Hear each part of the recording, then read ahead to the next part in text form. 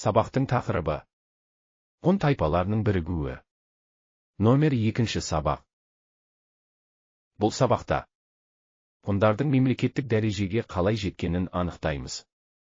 Көшпелілер үшін жердің қаншалықты маңызды болғанын түсінеміз. Мөде Шанью біздің заманымызға дейінгі 3 ғасырда орталық Азияда ғұн мемлекеті құрылды. Мөде ғұн мемлекетінің іргетасын нығайтқан билеуші болды.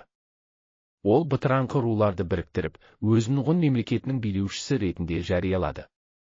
Ғұндардың жоғарғы билеушісі Қытай деректерінде Шанью деп аталған. Мөде Шанью мемлекетті қалай басқарды? Мөде Шанью ғұн мемлекетін біздің заманымызға дейінгі 206-174 жылдары басқарды. Ол қатал тәртіп орнатып, әскерді қайта жасақтады.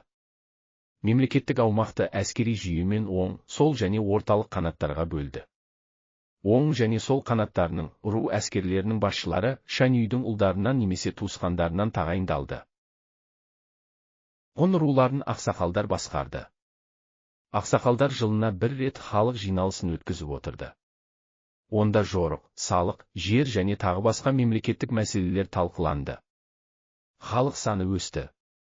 Жол бойы бекеттер салынып, жарлықтарды жеткізетін шабармандар жұмысы ұйымдастырылды. Бір қарыс жер туралы аңыз.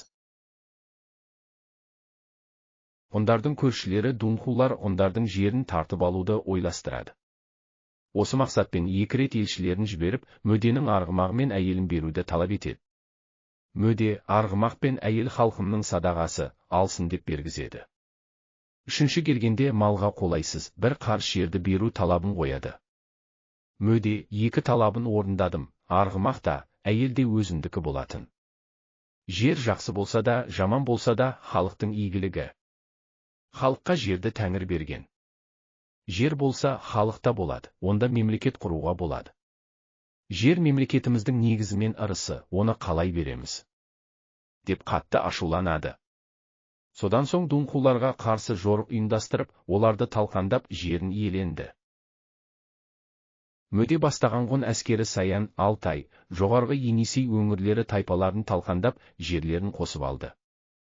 Ғұндар Байкал көлінен Тибетке дейін және шығыс Түркістаннан Хуанхэ өзеніне дейінгі аумақты иеленіп, ұлы даладағы көшпелілердің алғашқы әрі мемлекетін құрды. Ғұн мемлекеті қалай басқарылды? Қалай ойлайсыңдар, Шанью шексіз билікке ие болды ма?